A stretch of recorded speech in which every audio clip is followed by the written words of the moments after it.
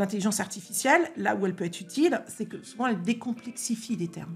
Et ça, c'est assez intéressant pour les étudiants. Le fait de pouvoir prendre des termes sur ChatGPT et demander précisément à ChatGPT, tu ne comprends pas, réexplique-moi. Ça, c'est assez intéressant pour eux. Quand on fait de l'IA, d'abord, il faut comprendre ce que c'est un algorithme, il faut comprendre un langage de programmation, il faut comprendre ce qu'est un code, et il faut comprendre l'interaction entre les trois. Il y a l'algorithme, il y a le code et il y a l'œuvre. Un algorithme, c'est comme une idée, ça ne se protège pas en droit d'auteur. Par contre, le code est protégé en droit de la propriété intellectuelle au titre des logiciels. Celui qui est à l'origine du code va pouvoir revendiquer des droits.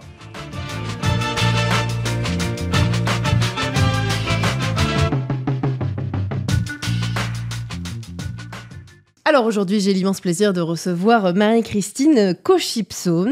Merci beaucoup Marie-Christine d'être avec nous aujourd'hui. Merci à vous de m'accueillir. Mais je vous en prie. Alors vous êtes professeure référent à la faculté libre de droit, d'économie et de gestion de Paris. Vous êtes juriste aussi et vous enseignez et menez des travaux de recherche à la croisée du droit, de la philosophie, de l'esthétique et de la technologie. On va en parler tout au long de ce podcast. Et c'est vrai que depuis quelques années, même plusieurs années, vous vous intéressez de près à l'émergence de l'intelligence artificielle, non pas seulement comme un outil, comme on peut parler régulièrement, notamment dans le domaine médiatique, mais comme un enjeu juridique, éthique et artistique. Et donc, dans cet épisode, on va aborder ensemble justement ces sujets-là. On va parler d'art algorithmique, de création générée par intelligence artificielle. Et puis, bien sûr, les questions que ça pose. D'abord, qu'est-ce que c'est que l'intelligence artificielle, parce qu'on en donne beaucoup de définitions. Est-ce qu'une œuvre créée par une intelligence artificielle peut être protégée par le droit d'auteur ? Est-ce que l'IA peut être capable de produire quelque chose qu'on peut considérer comme beau ? Et puis à qui appartient ces œuvres aussi ? On va parler de régulation aussi de l'intelligence artificielle et puis de ce que doivent apprendre les juristes de demain qui sont aujourd'hui dans l'université ou dans les écoles supérieures, à qui vous enseignez d'ailleurs pour justement rester à la hauteur de ces bouleversements. Donc autant de sujets passionnants, parfois vertigineux aussi, qu'on va aborder aujourd'hui et on va tenter de le faire avec rigueur, avec nuance aussi et beaucoup surtout de curiosité intellectuelle et on va le faire avec vous.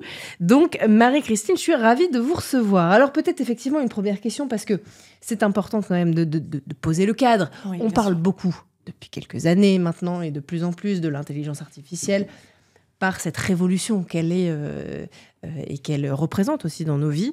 Vous, j'imagine que vous en avez une définition assez précise et peut-être un peu différente de par vos métiers, de par vos expertises.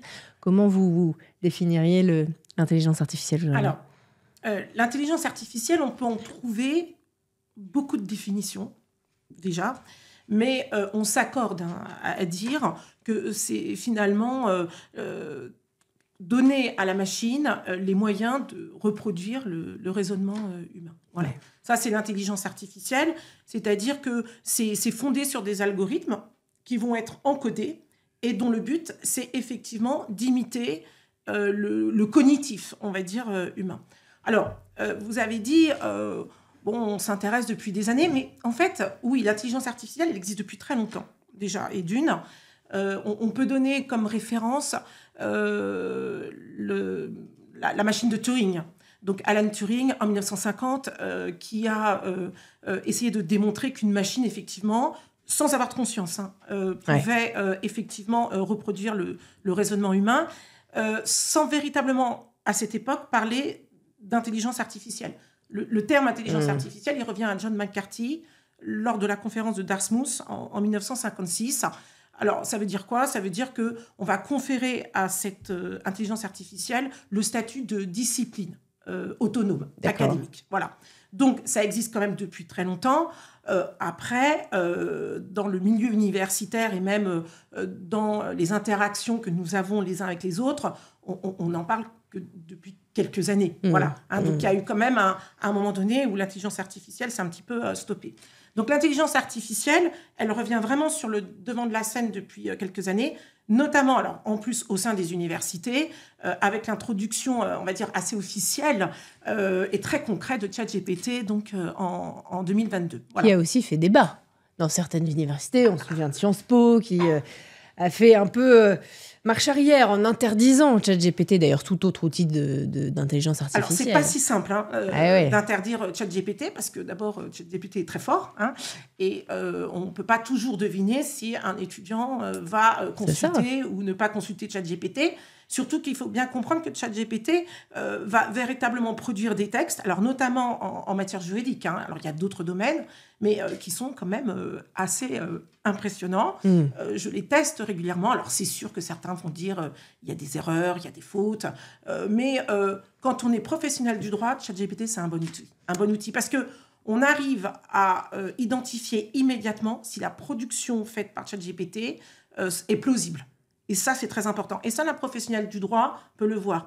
Un étudiant qui est en formation, quand il va demander quelque chose à ChatGPT, il n'a pas forcément le recul nécessaire pour voir si ce que dit ChatGPT est plausible et si ça correspond effectivement à la réalité de nos lois et de notre réglementation. Voilà. C'est intéressant ce que vous dites. Quel regard, justement, vous portez aujourd'hui sur la façon dont l'enseignement supérieur aborde ces sujets d'intelligence artificielle ? Alors, c'est très compliqué. Avant ChatGPT en 2022, on était dans l'enseignement supérieur, je ne veux pas dire à se plaindre, mais à un peu dire de façon assez récurrente, le niveau n'est pas bon, c'est assez classique. Voilà. Il y a un défaut de maîtrise de la langue française, des systèmes de raisonnement, alors notamment en matière juridique, parce que le juriste, c'est quand même, on va dire, une personne qui doit qualifier, qui doit identifier, qui doit vérifier, qui doit interpréter, qui doit procéder par logique. Donc il y a vraiment un cheminement intellectuel assez caractéristique. Et donc, c'est vrai qu'avant l'introduction de ChatGPT, on était déjà dans le monde un peu universitaire à dire qu'effectivement, bon, le niveau baisse, mais c'est assez classique. Voilà. Depuis ChatGPT, on ne peut pas dire que le niveau baisse. Au niveau préparatoire au cours d'une année universitaire, c'est-à-dire lorsqu'on va demander des travaux aux étudiants, véritablement, les travaux sont bons.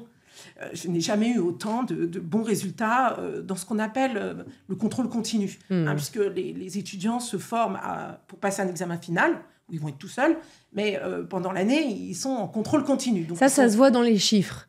C'est-à-dire que par rapport à avant 2022, vous voyez une vraie différence dans les résultats. Au niveau des notes de contrôle continu, oui, on trouve moi, je trouve des... Et d'ailleurs, au début, pour un professeur qui ignore que ChatGPT peut produire carrément des résolutions de cas pratiques, même des analyses d'arrêt, identifier des lois et même aller chercher des projets qui ne sont pas encore véritablement médiatisés. Il arrive à les trouver. Je peux vous dire, quand l'étudiant arrive et propose effectivement un tel travail, on est quand même séduit et on est presque content. Voilà. Donc le professeur qui ignore ce qui se passe derrière le rideau, il peut être effectivement se dire il y a des progrès, c'est vraiment très bien. Alors souvent on met ça sur le compte d'Internet, mais pas forcément de ChatGPT, parce que Internet a facilité. Les données numériques ont facilité le travail de recherche des juristes. C'est un gain de temps considérable. Bien sûr. Maintenant, c'est vrai que depuis 2022, alors notamment cette année, les notes de contrôle continu, du moins dans les établissements que j'ai, sont plutôt je ne veux pas dire très bonnes, mais elles sont meilleures en tout cas. Alors le problème, c'est qu'après les étudiants passent l'examen. Et à l'examen, c'est... oui, ils sont tout seuls, là. C'est à l'ancienne. C'est le papier et le crayon. J'ai même un étudiant l'autre jour qui m'a dit j'ai tellement l'habitude d'être sur Internet et sur mon clavier que je ne sais même plus si je suis droitier ou gaucher. Donc, c'est pour vous dire. Voilà. Donc, les étudiants, après, à l'examen, n'ont pas de ChatGPT. Et donc, le problème, c'est, sans remettre en cause vraiment l'utilité, l'apport et vraiment la performance de ChatGPT et même d'autres formes d'intelligence artificielle qui peuvent être développées par des legal tech, sans remettre en cause cet apport, c'est un peu inquiétant de se dire que certains vont se former avec, parce que finalement, va être substitué leur propre raisonnement humain à ces réseaux de neurones artificiels qui vont produire très facilement, très rapidement et avec un très bon résultat le travail qu'ils recherchent, qu'ils doivent produire. Voilà, c'est l'inquiétude. Est-ce que ça veut dire qu'il faut repenser justement les formations à l'aune de l'IA et des autres technologies qui émergent? Alors, il y a deux façons de répondre. Il y a la première façon qui est assez radicale et de dire il faut enlever ChatGPT et toute forme d'intelligence artificielle et même supprimer les ordinateurs, mais on n'ira jamais contrôler ce que fait un étudiant en dehors des cours. Les cours, c'est juste un espace-temps, en fait. Bien sûr. Donc, on n'ira jamais contrôler, donc ça devient très difficile. Et puis, il y en a d'autres qui disent écoutez, on n'a pas le choix, on va faire avec. Et je pense que c'est la meilleure solution, c'est d'essayer de faire comprendre à un étudiant que c'est comme un sportif. s'il ne s'entraîne pas, il ne va pas gagner la course. Et c'est un peu ça, du moins chez les juristes. Et j'ai aussi des étudiants un peu en économie-gestion et même en marketing et en communication. J'en ai même qui font ce qu'on appelle de la logistique achat. À chaque fois que je leur demande quelque chose, c'est vrai, je vois bien, ils me donnent quelque chose qui a été produit par l'intelligence artificielle. Donc, plutôt que de leur dire le travail n'est pas bon, c'est de leur dire, effectivement, c'est intéressant ce que vous avez produit, mais est-ce que vous pourriez le faire seul ? Voilà. Donc ça, c'est une première piste de voir si on pourrait faire comprendre aux étudiants qu'il faut qu'ils gardent une part pour leur création et leur liberté intellectuelle, parce que sinon, s'ils ne sont pas entraînés, elle ne va jamais exister. Et peut-être ils ne s'en rendent pas compte aujourd'hui, mais à un moment donné, ça va poser problème. Bien sûr, et puis ça me fait penser aussi à l'importance du raisonnement qu'il est nécessaire d'avoir pour arriver jusqu'à un résultat généré par l'intelligence artificielle. Alors, c'est vrai ce que vous dites, et c'est d'autant plus vrai, en tous les cas, dans le domaine du droit. Le juriste, il faut qu'il passe par des étapes. Il y a de la logique. Le juriste, il doit convaincre. Il doit convaincre avec des textes, avec des règles. C'est très mathématique, un juriste. En fait, il doit faire une équation démonstrative. Après, s'il ajoute éventuellement la nuance, peut-être lorsqu'il plaide, s'il est avocat, un petit peu la présence, l'art oratoire, ça c'est très important. Mais à la base, le juriste, c'est un mathématicien du droit. Les règles existent, il y a des faits, on qualifie les faits, il faut que la règle s'applique. Donc ça, c'est un entraînement, ça ne s'apprend pas si rapidement. Par contre, alors, l'intelligence artificielle, là où elle peut être utile, c'est que souvent elle décomplexifie les termes. Et ça, c'est assez intéressant pour les étudiants. C'est-à-dire qu'on a des ouvrages aujourd'hui en droit, je vois bien, je conseille parfois des ouvrages à mes étudiants et je leur demande, est-ce que vous avez lu ? Et ils me disent, j'ai lu 3 pages, j'ai décroché.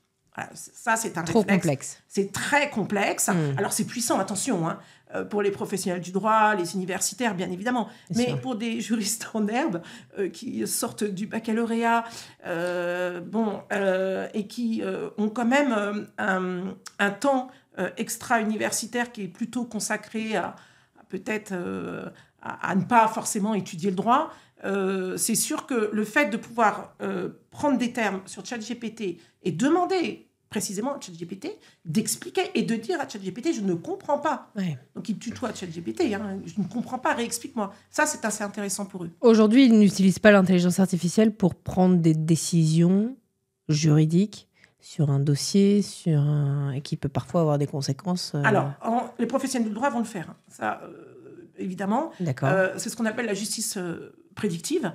C'est-à-dire que parfois... Alors, la justice prédictive, c'est une IA qui va reposer sur des probabilités et qui va, par rapport à des données qu'on va lui donner sur les faits, les caractéristiques du dossier, qui va essayer de donner d'abord une probabilité de gain ou d'échec dans une plaidoirie et qui va indirectement donner une démarche à suivre. Donc, ça va influencer sur une décision. Ça, c'est pour les professionnels du droit. Après, on peut aussi avoir le même système pour des décideurs, enfin, du moins des dirigeants d'entreprise qui ont besoin de prendre des décisions. Ils peuvent également s'inspirer de... Mais ce sont des professionnels et c'est là toute la nuance.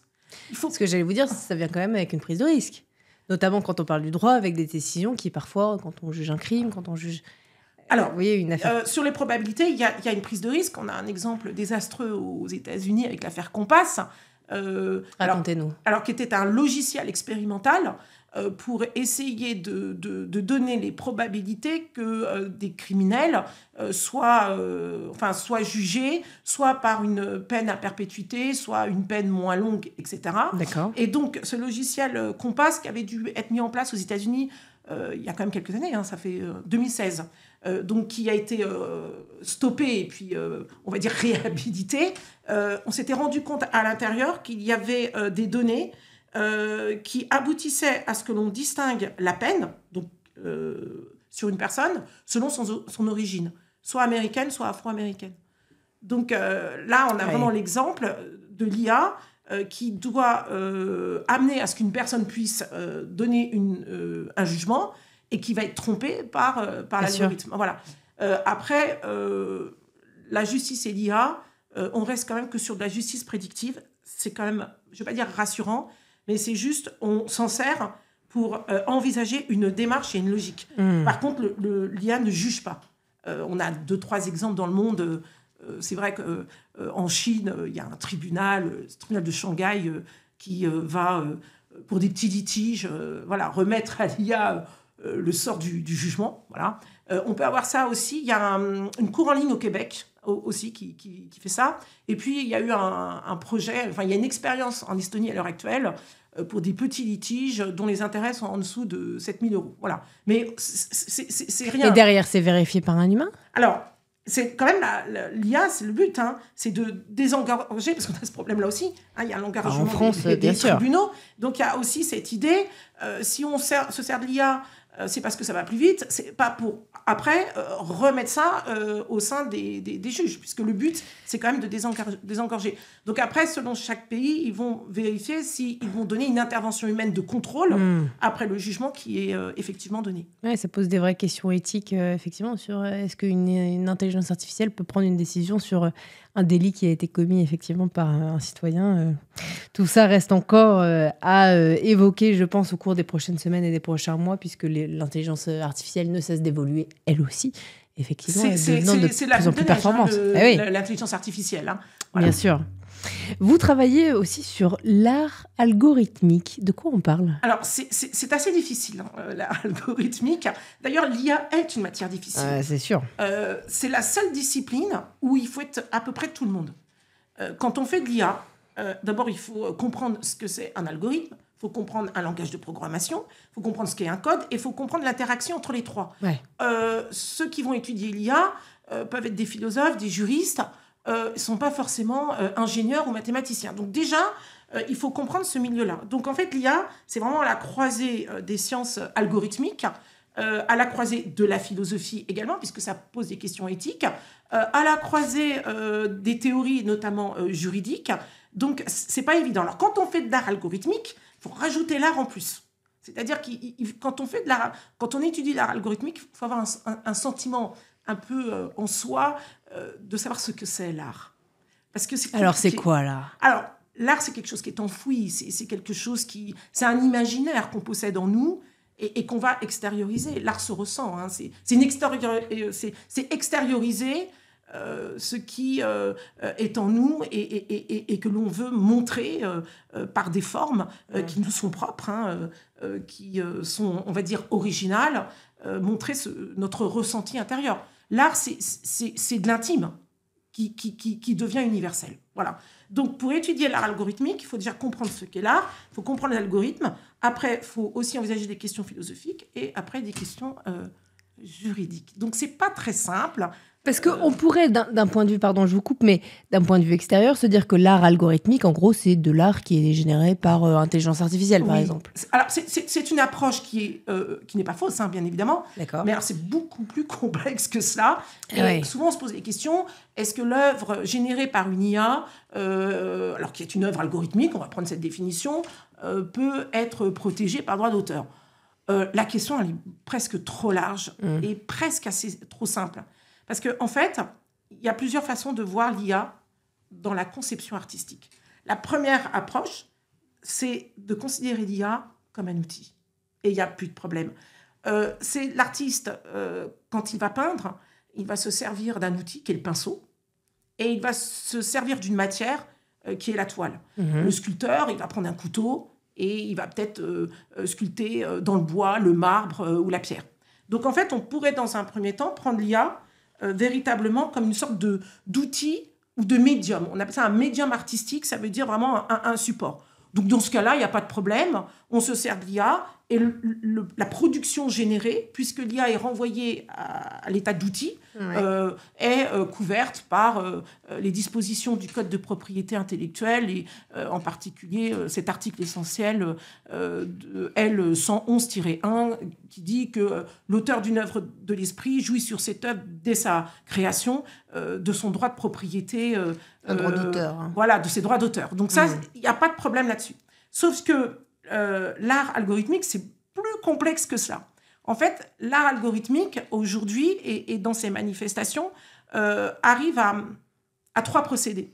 Et dans ces 3 procédés, on ne retrouve pas véritablement ce que je viens de vous dire, c'est-à-dire à part en Chine. En Chine, ils considèrent que l'IA, c'est un appareil photo, donc tout ce qui est produit par l'IA va pouvoir faire l'objet d'une protection. Voilà. Mais nous, en France, on voit bien que c'est plus complexe que ça. L'œuvre algorithmique, c'est pas uniquement je me sers de l'IA comme outil, c'est une interaction entre l'IA et l'artiste, si on va l'appeler l'artiste. C'est-à-dire qu'on a 3 types d'œuvres. On a l'œuvre générative, on a l'œuvre paramétrique et on a l'œuvre via machine learning.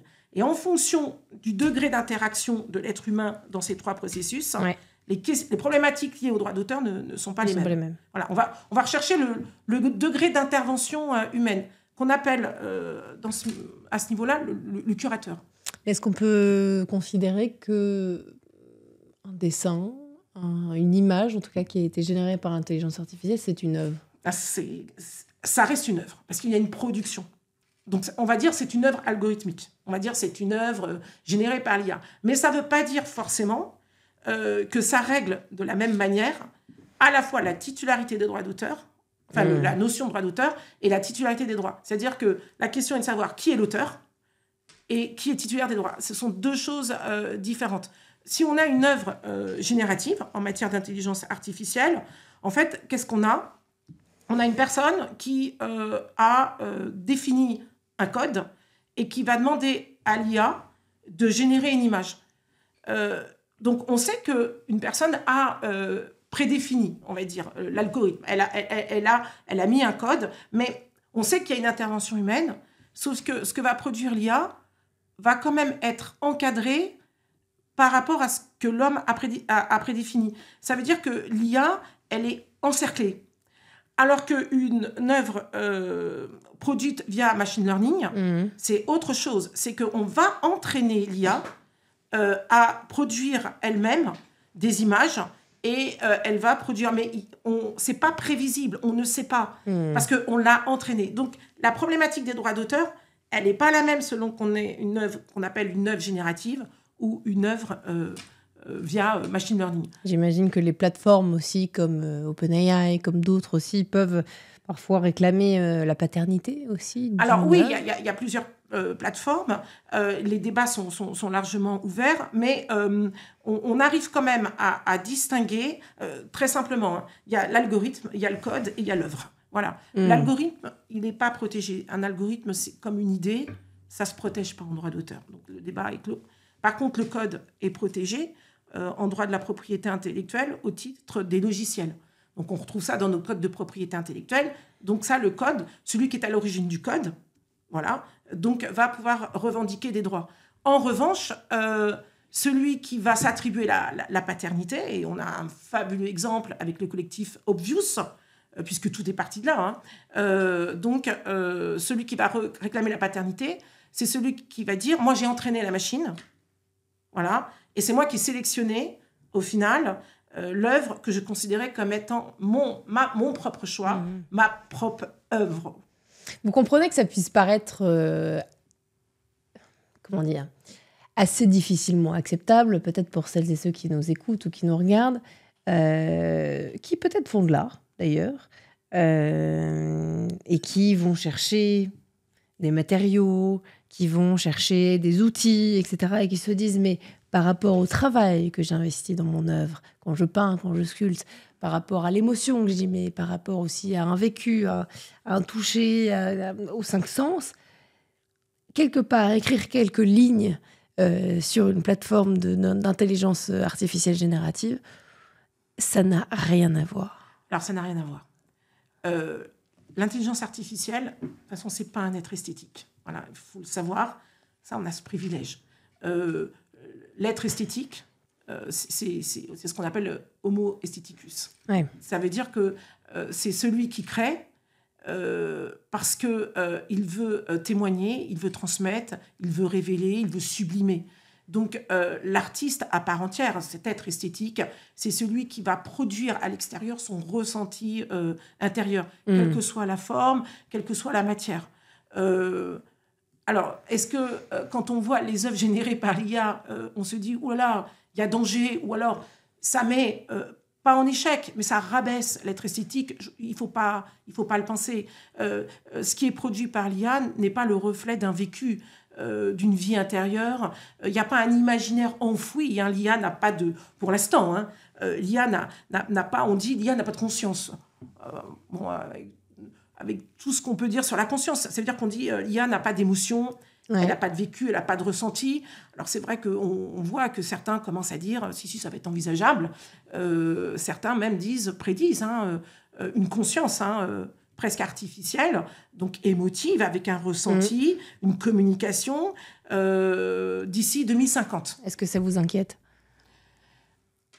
On se pose c'est pas que ça doit inquiéter, on s'interroge sur qu'est-ce qu'il faudrait anticiper, qu'est-ce qu'il faudrait faire.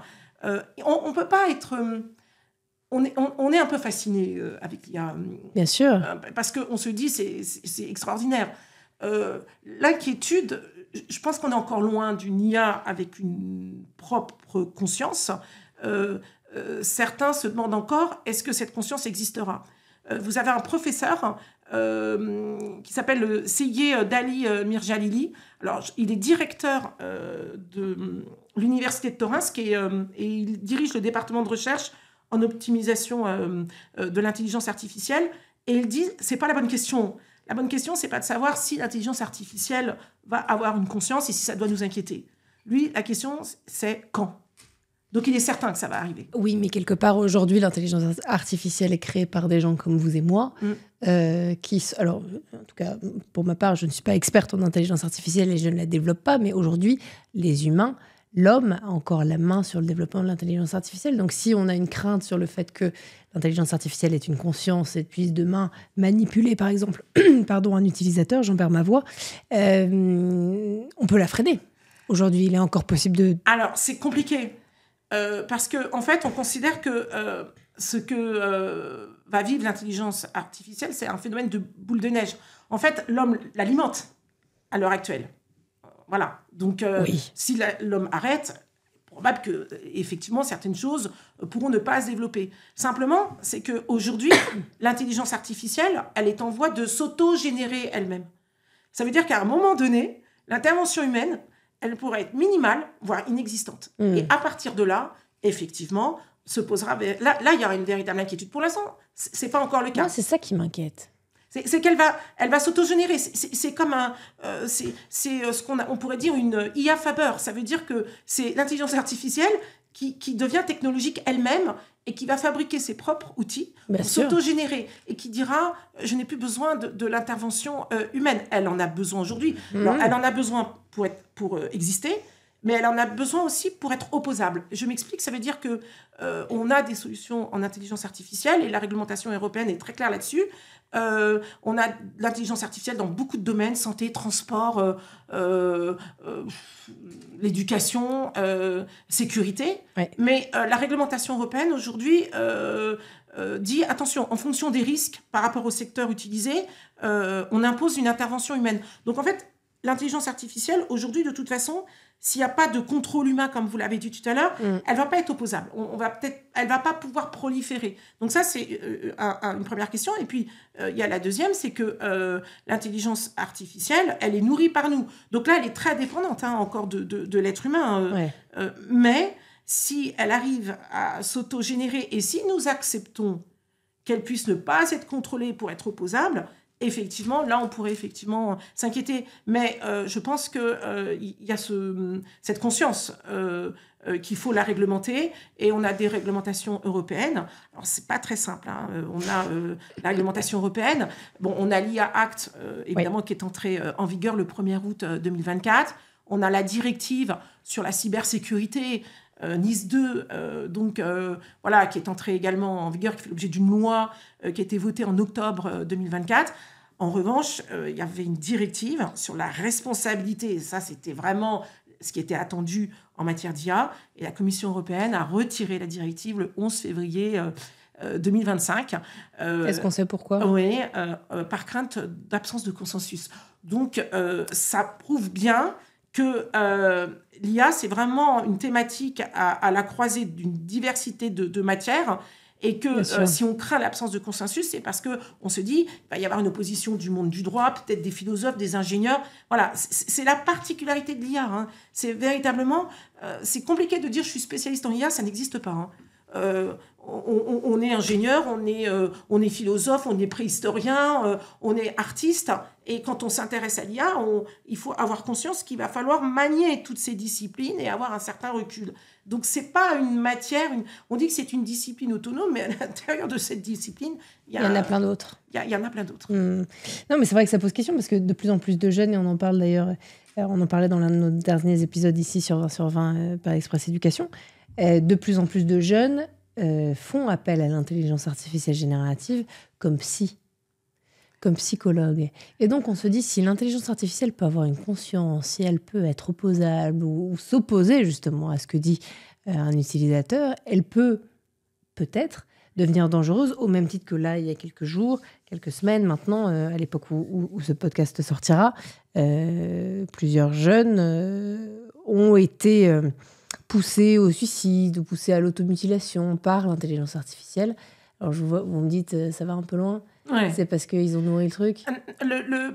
Alors, vous voyez, à nouveau, on va introduire la psychologie dans l'intelligence artificielle. Tout à fait. C'est très difficile de répondre quand on n'est pas psychologue. Oui, voilà. Alors, mais au-delà de la psychologie, ça pose aussi la question, mais de la responsabilité.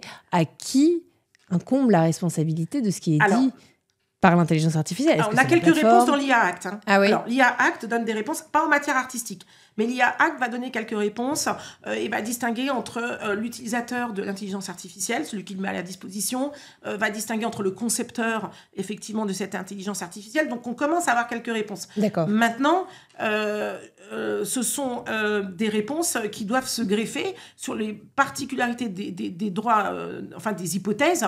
Là, on parle de jeunes qui vont peut-être être en dépression ou consulter un psy via l'intelligence artificielle, alors que le psychologue, c'est une personne humaine qui est récepteur de nos émotions. Là, le récepteur de nos émotions, c'est l'intelligence artificielle qui elle-même n'a pas d'émotion. Tout à fait. Donc, c'est comme si on envoie une balle et qu'on ne nous la renvoie pas. Il ne faut quand même pas se tromper. Je fais état d'une émotion à l'intelligence artificielle, quelle que soit sa réponse, et elle répondra, c'est comme si je ne lui disais rien, puisqu'elle ne ressent pas ce que je lui dis. Elle, en fait, c'est un ensemble de neurones qui va aboutir à ce qu'une solution, une réponse soit donnée. Mais vous savez, ça va beaucoup plus loin. Il y a les deepbots, c'est des chatbots avec les défunts. C'est-à-dire qu'on va paramétrer de son vivant une personne, donc la voix, l'image, qui va s'entraîner sur une intelligence artificielle. Et le jour où elle n'est plus là, ses héritiers peuvent lui parler. Et ce qu'elle dit n'est pas ce qu'elle a dit avant le décès. C'est-à-dire que le deepbot va générer un dialogue. Donc, on est effectivement dans le faux absolu. Ça, c'est surtout ça qu'il faut travailler et montrer qu'à l'heure actuelle, l'intelligence artificielle n'a pas notre sentiment propre. Il n'y a pas d'émotion, il n'y a pas il n'y a pas d'humanité. Bien sûr. C'est pas Homo sapiens. On va faire très simple. Voilà. Bah oui. Alors, est-ce qu'on peut une autre question qui se pose là-dessus, c'est est-ce que le droit peut rester un outil stable, une sorte de garde-fou face à une technologie qu'est l'intelligence artificielle, qui est quand même hyper mouvante et qui change de semaine en semaine? Mais le droit, lui, n'évolue pas à cette vitesse-là. Alors le droit, de toute façon, c'est quand même un petit peu le gardien du temple de beaucoup de choses, de beaucoup de phénomènes. Donc, il y a un peu la philosophie, évidemment, mais la règle, elle vient du droit. Voilà. Le juriste peut s'inspirer des philosophes, mais donc le droit, par définition, peut être, comme vous le dites, un petit peu le gardien, voilà, et réglementer cette propagation bien sûr de l'IA. Simplement, le problème, c'est que l'IA, c'est quelque chose qui est à la base, alors c'est de l'algorithme, c'est pas si simple, mais c'est quelque chose qui va très très vite, comme vous le dites. Ouais. Et faire des lois, c'est pas si rapide. Donc, quand il y a des textes qui sortent, il est probable que ces textes se sont fondés par rapport à des problématiques qui ont été constatées, mais qu'entre-temps, effectivement, l'IA a elle-même évolué. C'est-à-dire que les textes ne sont pas faits par l'IA, les textes sont faits par des personnes et qui prennent le temps de réfléchir au contexte, d'identifier les problèmes, de les qualifier et d'envisager les solutions fondées en droit et en plus des solutions qui sont à valeur constitutionnelle, bien évidemment, qui doivent être posées pour qu'on puisse réglementer cette IA. Mais c'est long à faire et donc il peut y avoir effectivement une sorte de décalage. L'IA va beaucoup trop vite pour ça.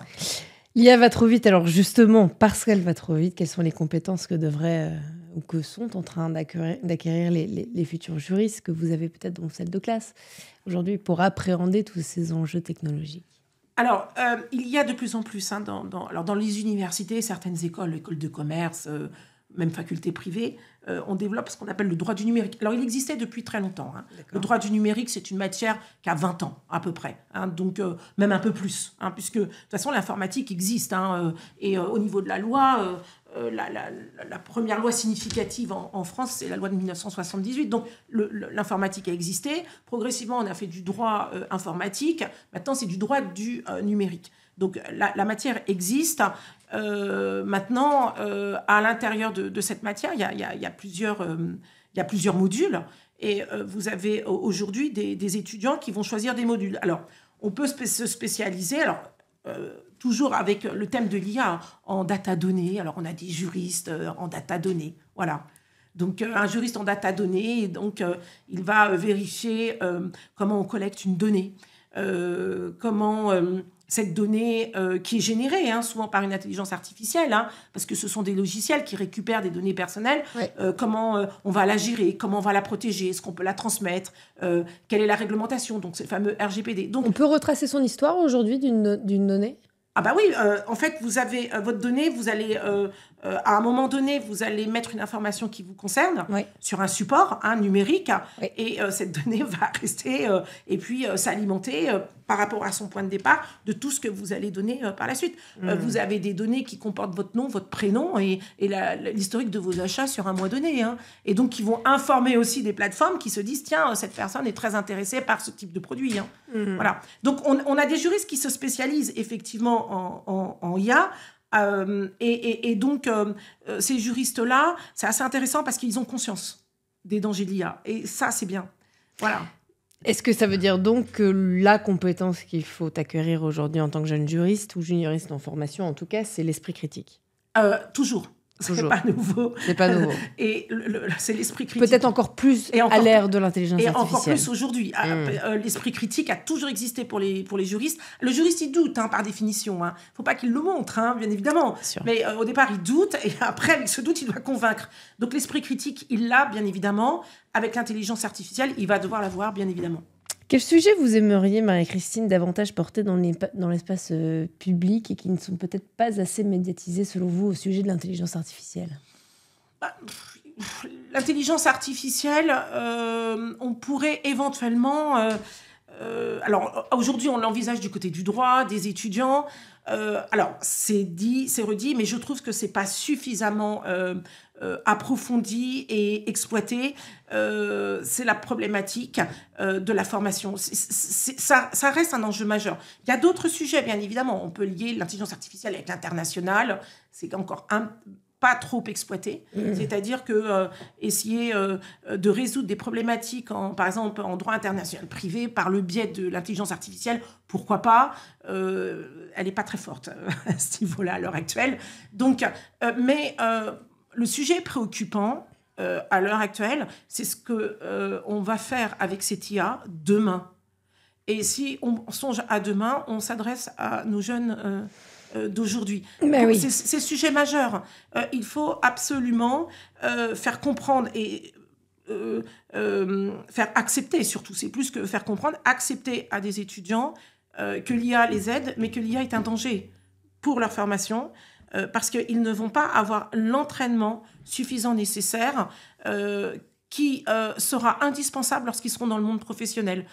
Certains me disent « Non, mais c'est pas grave. » Moi, j'ai des étudiants qui me disent « Limite, c'est même plus la peine d'avoir certains cours. On a l'IA. » Oui, c'est ce que peuvent dire en tout cas. Il faut tenir le cours dans ces cas-là.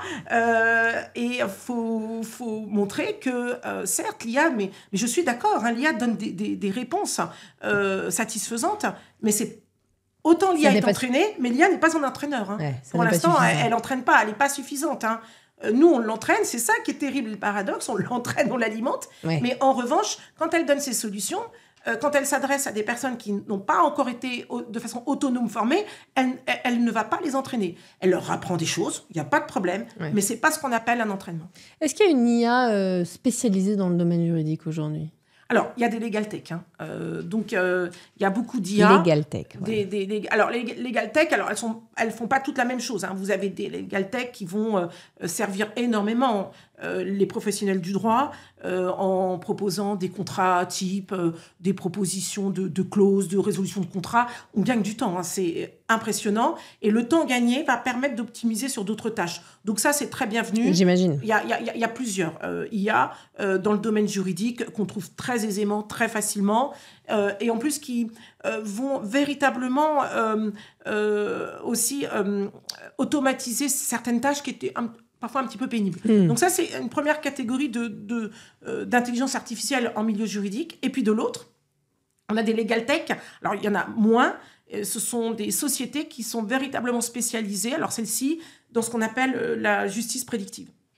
Ce dont je vous ai parlé au début de cet entretien. Effectivement. Bon, alors, effectivement, on le voit aussi grâce à vous notamment, et puis dans les autres épisodes qu'on a pu animer ces derniers temps, l'intelligence artificielle bouleverse nos vies, et notamment le domaine juridique, avec notamment les étudiants et leurs enseignants dans ce domaine-là.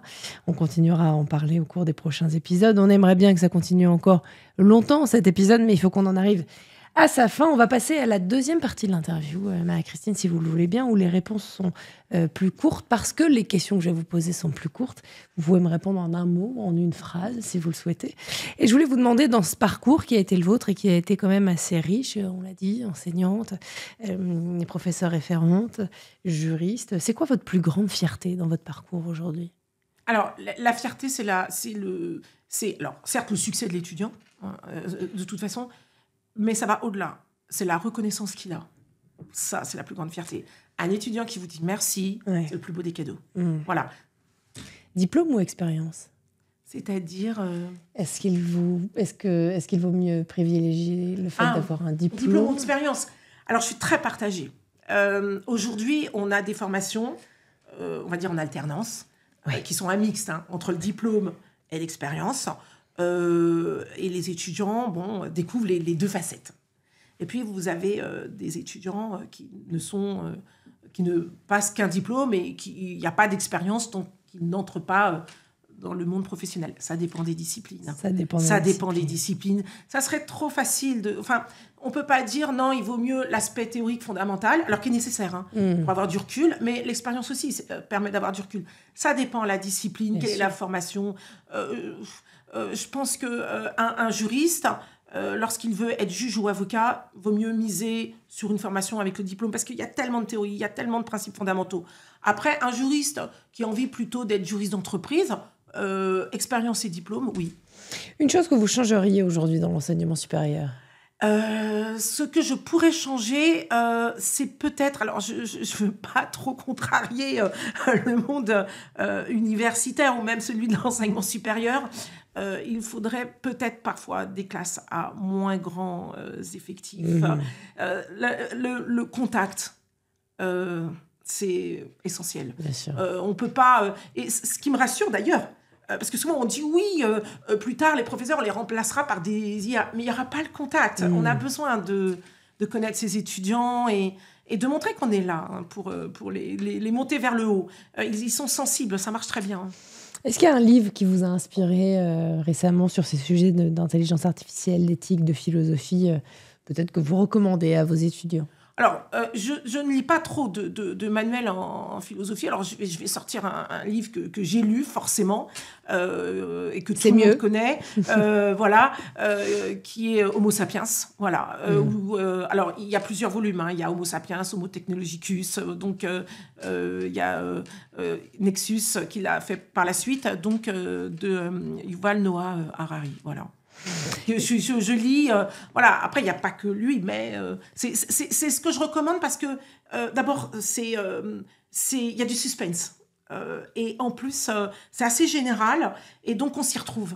C'est pas trop spécifique. Vous avez d'autres livres qui sont beaucoup plus spécifiques et il faut du recul.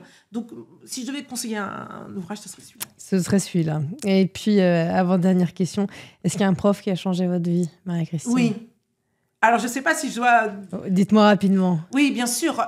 Il y a un prof, 2, 3, il y en a plusieurs. À chaque étape de ma formation, il y a eu le professeur pivot qui m'a permis un peu un effet de levier. On voit ici, de toute façon, c'est une question que je pose à tous mes invités et tous sont concernés par l'effet de levier. À différentes étapes. Bien sûr. Voilà. Allez, dernière question, Marie-Christine. Si vous deviez passer le flambeau du micro de 20 sur 20, votre micro, là, 2, 3, une personne de haut vol dans l'éducation et l'enseignement supérieur, à qui vous pensez ? Avec qui je travaille ? Peut-être, ou pas du tout, parce que ça peut être quelqu'un que vous avez vu dans le paysage médiatique ou public, ou pas du tout. D'ailleurs, on a eu des réponses très différentes. On a un invité l'autre jour qui nous a dit moi, je pense que vous devriez interroger une maîtresse de maternelle, parce qu'interroger une maîtresse de maternelle, ça a aussi un point de vue sur l'enfant qui devient après étudiant et ensuite citoyen de demain. On a des gens qui nous ont conseillé des ministres, des chefs d'entreprise. Ah non, alors je préfère vous conseiller une personne que vous connaissez. Qui est vraiment, non, pas que je connais, mais qui est vraiment sur le terrain. C'est-à-dire qui est confrontée régulièrement aux problèmes. Et forcément, je passerai le micro à un de mes collègues. Ça me paraît... j'irai pas voir au-dessus. Hein. C'est juste parce que c'est lorsqu'on est dans les salles de cours que l'on voit véritablement les problèmes, leur dimension et la manière peut-être par laquelle on pourrait les régler. Donc, ça serait forcément un de mes collègues et des professeurs. Je travaille avec beaucoup de professeurs, donc je vais pas en choisir un, mais ça serait... Et quelle que soit la matière. C'est pas la matière, c'est le fait d'être confronté aux réalités du terrain. Aux réalités du terrain et au milieu des étudiants. Et ben voilà, merci beaucoup en tout cas Marie-Christine d'avoir été parmi nous aujourd'hui. Un sacré point de vue effectivement sur l'intelligence artificielle, l'éthique, la philosophie et puis bien sûr l'enseignement supérieur. On continuera d'en parler avec nos autres invités. On fera appel bien sûr à vos compétences et à ce que vous nous avez partagé aujourd'hui. En tout cas, merci d'avoir été parmi nous et d'avoir accepté notre invitation. À bientôt sur 20 sur 20.